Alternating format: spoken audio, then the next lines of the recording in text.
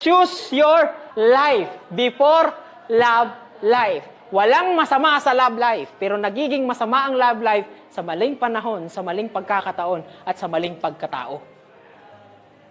By the age of 15, 16, 17, 18, please, love your life. Huwag mo nang love life. Because if you choose love life, mawawala si love your life. Alam ko, nakaranas na kayo na magmahal ng tao. Napansin nyo, pag nagmamahal kayo, willing kayo na masira yung sarili ninyo. Willing kayo magpapakumbaba para doon sa tao. Yung bagay na gusto niya, susundin ninyo kahit hindi na align sa bagay na gusto ninyo.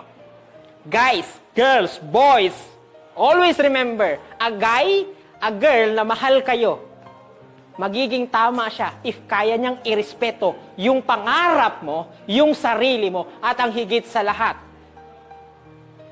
yung buhay na meron ka.